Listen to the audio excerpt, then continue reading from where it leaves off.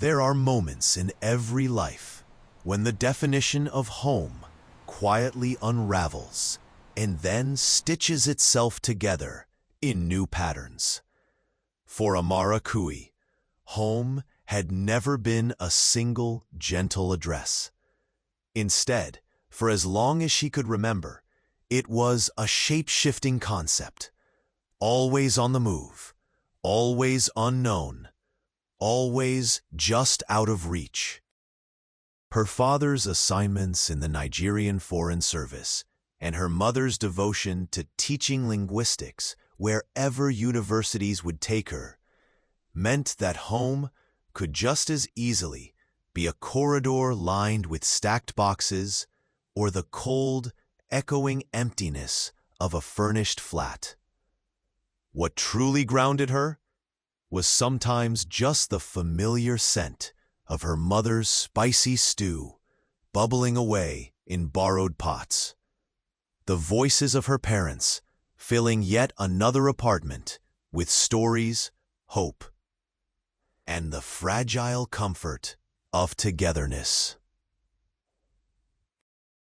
During those years of transience, Amara learned the art of adaptation, how to make lasting friends in fleeting moments, how to memorize the exits and the turns of neighborhoods she'd leave behind, and how to hold tightly to the fragments of her identity scattered across continents and cultures. She could belong anywhere, and yet nowhere fully. So when, at 13, she and her family arrived in Sando International Business District in the bustling city of Chan, she did not expect to be charmed by its pleasures. Yet the sleek glass towers, the soft saltiness in the sea air, and the endless movement of city life lulled her into a sense of security. It almost convinced her that permanence was possible. Their apartment overlooked Central Park's winding waterway, a place where couples rode at dusk, and the soft glow of office windows cast gentle shapes onto the walking paths. For once, she dared to dream of belonging. That hope was both delicate and dangerous, a fine thread she could not trust. On their second morning in Chan, Amara found herself sitting on the steps outside their building, wrestling with the bright new laces on sneakers her aunt had mailed from Lagos. Each twist and knot felt like a test, not just of her patience, but of her ability to fit into a world that always seemed to reject her roots and her rhythms. As she struggled, a shadow stretched across the pavement, interrupting her silent contest. "You've tied them all wrong," came a voice, clear, self-assured, and imbued with an uncanny kind of neat precision. Looking up, Amara met the eyes of a boy she had seen the night before, thanks to the concierge, Miji Hune. He was tall, older by several years, and possessed a sort of deliberate ease that followed him everywhere. He didn't wait for her permission. Instead, he knelt in front of her, his fingers swift and competent as he retied her laces, using a knot she'd never seen before. A double loop, quick yet oddly elegant. When he finished, he stood with a quiet nod, as if he'd just closed an important business deal. "That should last all day," he said with a wry smile.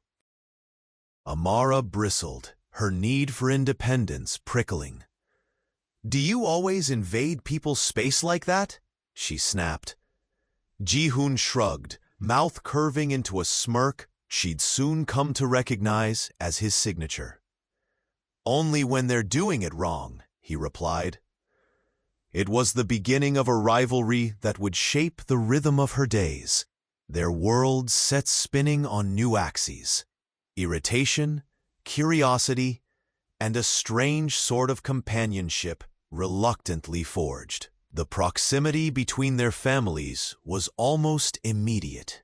drawing Amara into the orbit of the Mins before she could build her usual walls. Mr. Min ran a successful hardware import business and was devoted to the discipline of diplomats and the routine of order. Mrs. Min, however, was the opposite. Warm, cheerful, and utterly charmed by Amara's mother, especially her soft Korean and the aroma of her groundnut soup. Shared dinners took the edge off newness.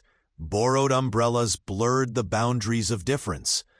After a few months, a new household decree seemed to emerge from the laughter and stew. Ji-hoon was to look out for Amara. This duty felt both protective and suffocating. It was surveillance camouflaged as concern. Rule 1. No talking to boys after cram school. Rule 2. No parties unless Ji-hoon was present. Rule 3. If anyone suspicious ever walked Amara home, Ji-hoon would handle it. And handle it he did, always appearing when least wanted, staring down harmless boys until their courage withered, inventing errands that ended precisely by her door, making his presence known as an immovable fixture. Amara, for her part, learned defiance, slamming doors, rolling eyes, and dreaming of freedom that was always offset by the certainty of Ji-hoon's watchful gaze. Yet Ji-hoon was never cruel. Instead, he mastered the art of being infuriatingly calm, secure in his own opinions, and absolutely certain he knew best. The spring formal at Sondo High became the stage for their perennial standoff. Amara swore she'd go with anyone but Ji-hoon, choosing a dress the color of hibiscus petals and styling her hair the way her mother loved most. But destiny, masquerading as family interference, had other plans. When the doorbell rang, it was Ji-hoon standing there, impossibly dignified, in his perfectly tailored suit, and clutching a restrained bouquet of pale pink ranunculus. "Your parents thought it would be a shame to miss this," he remarked, with a script as plain as his expression. "Subscribe to the Untold channel and like it. Our vibrant stories will add years to your life. Join our storytelling club and tell us in the comments, where do you listen to them from?" Resigned, Amara accepted the flowers, the fate, and the inevitable shadow he cast over her evening. On the dance floor, he hovered like a bodyguard, neither jealous nor absent, but steady. As he escorted her home in the silent softness of midnight, hands jammed in his pockets, he broke the stillness. "You look better when you're not frowning," he said, voice tinged with a rare sincerity. Amara shot back, "And you look better when you're not ruining my life." He laughed, quiet but free, a sound that haunted Amara all night, because it was the kind of laugh that already seemed like something she'd eventually miss. It was never solely antagonism that bonded them, though the friction was real enough. In moments of crisis and awkward joy, Amara and Ji-hoon found the lines between annoyance and affection blurring. But life, as it always does, intervened. Ji-hoon's path soon demanded he leave for Korea's mandatory military service, a departure that cut their daily rhythm in two. Amara, meanwhile, was destined for Lagos, where higher education and a residency in clinical psychology awaited. Lagos, for all its chaos and raw vitality, embraced her. Days were noisy with Danfo conductor shouts, and evenings soothed with pepper soup and the patter of rain against tin rooftops. Training as a psychologist, Amara learned not just to listen, but to absorb other people's crises without drowning. Her life became routine. Clinic hours in Surulere, nights ending with ginger tea, and the solitude of self-sufficiency. It was a sensible existence, safe, steady, perhaps incomplete. The pull toward Korea returned as a whisper, an ache brought on by the scent of yeast from Sondo's bakeries, or the cool wind off the sea at dusk. Eventually, the whisper grew into resolve. Amara accepted a short-term contract at a wellness center in Incheon, Okon Mind and Body, and purchased a one-way ticket, certain of nothing except the need to return.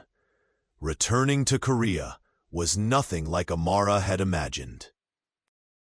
The cities she vaguely remembered had swelled, their silhouettes sharp against the sky, bracing for the noise of new ambitions.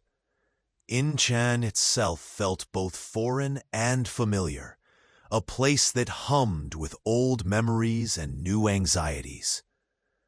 Her role at Okon Mind and Body provided daily purpose, but nights were punctuated with longing, the kind that hid in empty cups and echoed in silent rooms. Sometimes, she'd walk past the waterway in Central Park, each step a tug toward before, but the city had shifted. The faces she crossed in the street were full of hurry, not recognition. Languages blended in the air, Korean sharp against strands of English and the occasional Yoruba from expats. Those first weeks, Amara filled diaries with half-written letters to Ji-hoon, each one abandoned out of pride or uncertainty. Should she even reach out? Her last memory was of his abrupt goodbye. No promises, just a pressed smile and a resolute "take care." But the city kept spinning, pressing Amara into the flow. Eventually, she took the easy way out, tracking him through an alumni chat group, a digital lifeline she expected to snap. The message she typed was short, almost businesslike. "Back in town. If you're free, dinner." She hit send and breathed, heart pitching with anticipation. Their reunion was nothing short of awkward.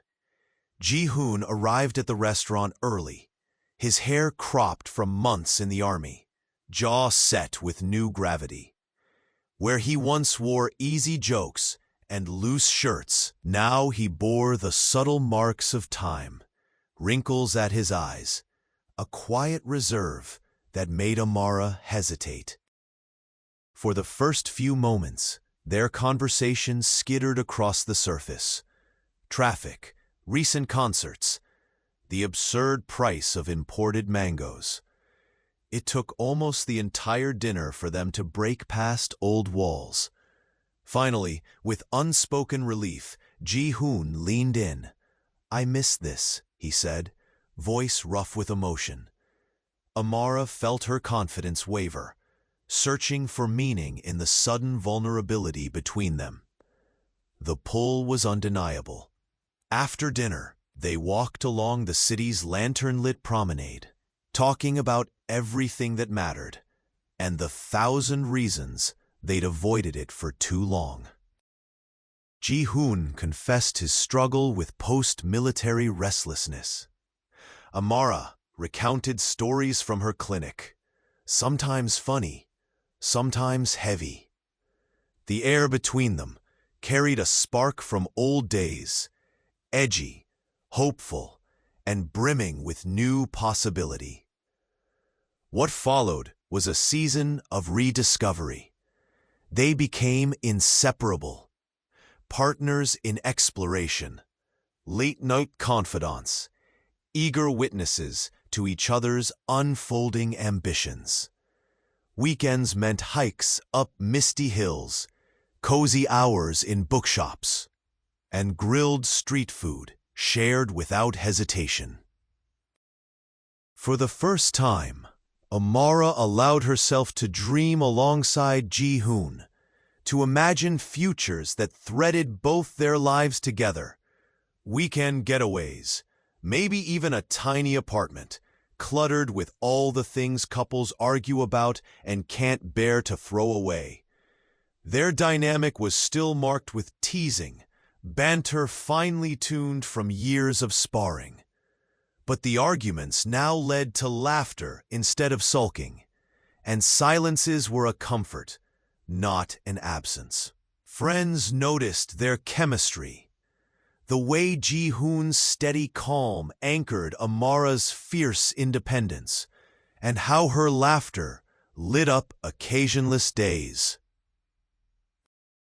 With every shared secret, every co-authored plan, Amara felt her heart unclench. She understood, finally, what home could mean. Not a place, but a person, a promise, a daily choice. Heartbreak came swiftly and unexpectedly, carried in the form of an offer Amara could not ignore. A senior position opened at a prestigious clinic in Sydney, Australia. An opportunity so rare, her mentors insisted she take it.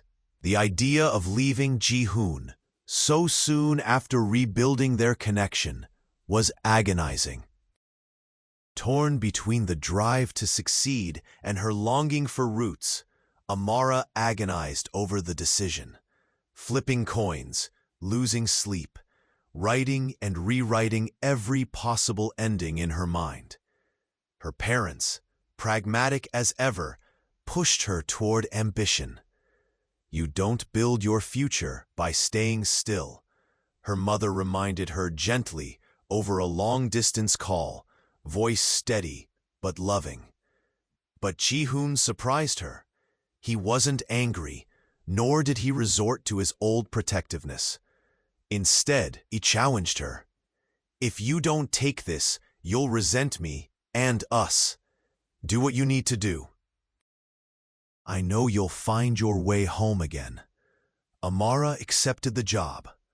The months leading up to her departure were bittersweet, colored with intense emotion. She and Ji-hoon made the most of every shared minute, conscious that change was always on the horizon. Their parting was nothing like the awkward goodbyes of the past. This time, it was full of love, pain, and promise. Ji-hoon drove her to the airport, hands gripped tightly on the wheel, silence between them, thick with unspoken hope. At the gate, he hugged her fiercely. "Home is wherever you want it to be," he murmured, voice shaking. The flight to Sydney was long, and each new skyline brought both anxiety and excitement. Amara faced her future with a fragile courage, trusting that her story was far from over, that every goodbye, every change, every new beginning was stitched together by love, by the 100 small choices that define belonging, and by the hope that one day heartbreak and home might become the very same place. Settling in Sydney was like stepping into another world, a place defined by its dazzling beaches, sprawling parks, and a multicultural buzz that felt both invigorating and unfamiliar. Amara's days quickly filled with the responsibilities and challenges of her new senior role at the clinic. The work was stimulating, often overwhelming, and demanded every ounce of her expertise. Clients carried stories etched with sorrow and survival, and Amara pressed onward, determined to make a difference. Evenings, though, were awash with a different set of emotions. Loneliness crept in at odd hours, and new friendships, while promising, carried none of the rich history she missed so dearly. Yet the city's vibrance offered small, necessary comforts.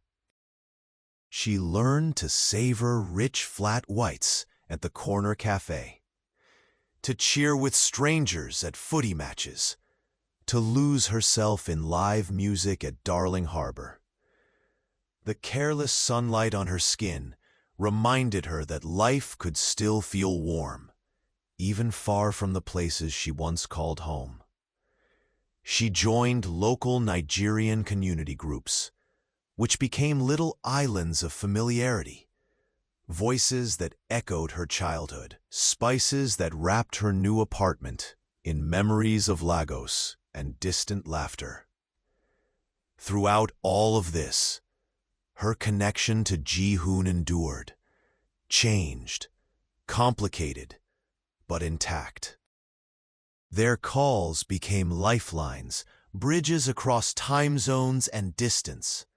Some nights, their conversations were filled with laughter over nothing at all, tangled in stories and dreams. Other nights, sadness slipped between the words, and longing surged unspoken through the crackling phone lines. They sent each other little pieces of their days.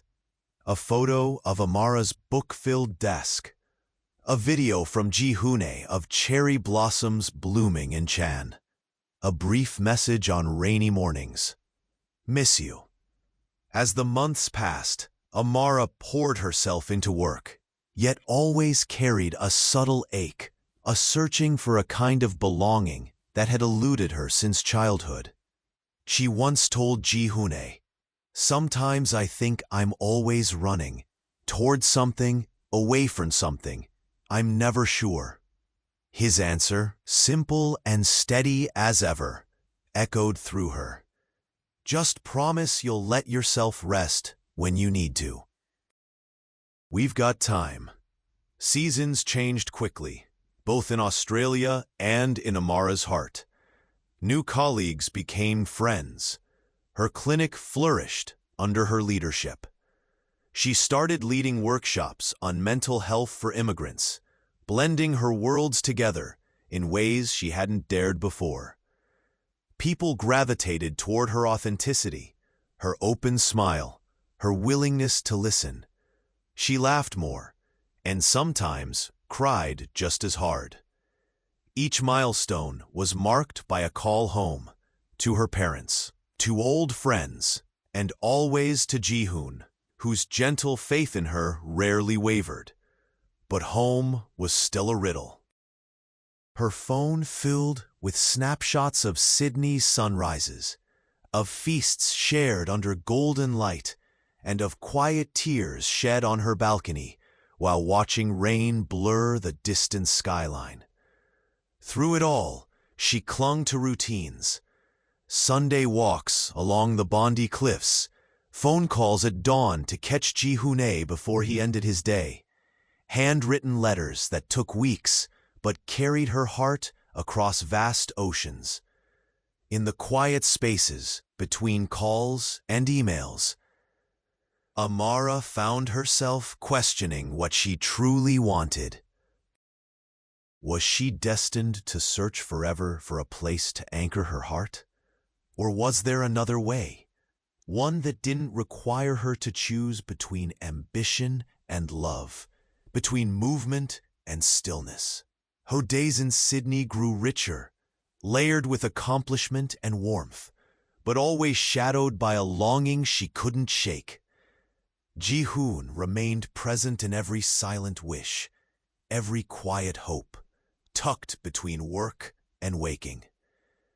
One autumn, as red leaves drifted down Sydney's avenues, Ji-hoon surprised her with an unexpected call. "I have some leave coming up," he said, his voice edged with nerves and excitement. "If you want, I could visit?" Amara's heart leaped, hope and fear tumbling together. She hesitated only a second before saying quietly, "I want that more than anything." The wait for Ji-hoon's arrival seemed endless, stretching across days heavy with anticipation. Amara cleaned her apartment twice over, searched Sydney's backstreets for the best hidden restaurants, and rehearsed lists of things to say and places to show him. The moment he stepped through the arrivals gate, the world narrowed to his familiar smile, to the way his presence brought every crowded detail into sharp relief. All the months apart slipped away as they embraced. The city grew less vast, the air less foreign. For 2 weeks, they explored Sydney like children discovering a new world together. They splashed barefoot at Bronte Beach, laughed breathless under city lights, and found joy in small things. Noodles slurped in Chinatown, long tram rides with no destination, the quiet companionship of simply existing side by side. Their conversations turned serious, too, about future dreams, family expectations, the possibility of bridging continents, not just with calls, but with courageous, life-altering choices. As the days dwindled toward Ji-hoon's departure, Amara felt an unfamiliar courage rising within her. For the first time, the idea of choosing home, rather than stumbling upon it, seemed possible. They talked long into the night, laying bare their fears and hopes. Ji-hoon confessed the pressure he felt from his family to uphold tradition, to remain close, to carry forward the responsibilities of a dutiful son. Amara, in turn, grappled with her own drive for independence, the longing to excel, to pull doors open for herself, yet never let go of the hands she loved.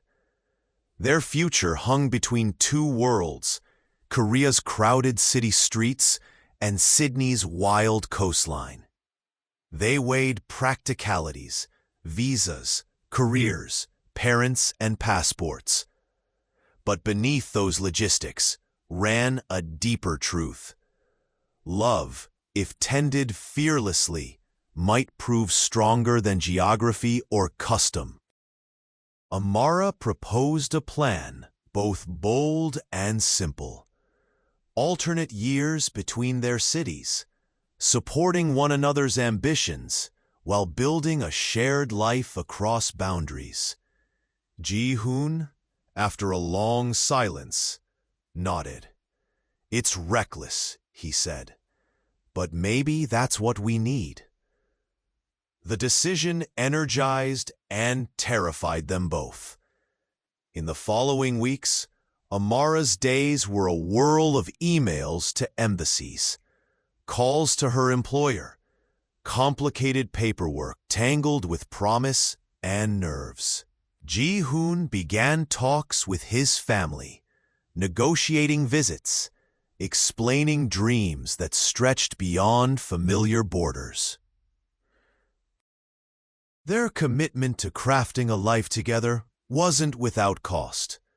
They faced skepticism, gentle warnings, and inevitable doubts. Friends, too, questioned the effort. Love, they said, ought to be effortless. But Amara knew better. Love, in her experience, was 1,000 daily choices, sometimes easy, sometimes almost impossible, but always deliberate. She found peace in the challenge. Ji-hoon found purpose in standing beside her. Their bond, forged in years of banter and rivalry, now strengthened by distance and determination, became a testament to what both had learned in their years apart, that belonging was something they could choose, again and again, every day. The first year of their arrangement was a kaleidoscope of new beginnings. They spent months in Sydney, blending routines, Amara's work at the clinic, Ji-hoon's remote business consultancy, evenings tangled in books and laughter. They volunteered together, teaching mental health workshops to immigrants and local students, their shared purpose drawing them closer than ever. When the year circled round, they moved to Chan, the city where their story began. Amara adapted to local practice, taking Korean language classes and immersing herself in community outreach. Ji-hoon reveled in having both their worlds in reach, old friends and new, family dinners and markets, the comfort of shared histories. There were moments of friction, too, days when cultures clashed, when homesickness creeped in, when the weight of compromise felt almost too heavy. But with each challenge, they found new ways to soothe one another's hearts. Amara's unfiltered honesty and Ji-hoon's steady patience became their mutual source of strength. Year after year, their tapestry of home and heart grew richer, pieced together from travels and transitions. They built traditions that belonged uniquely to them. A midnight picnic by Sydney's harbor on their anniversary, a sunrise run in Chan each spring. Far-flung relatives visited.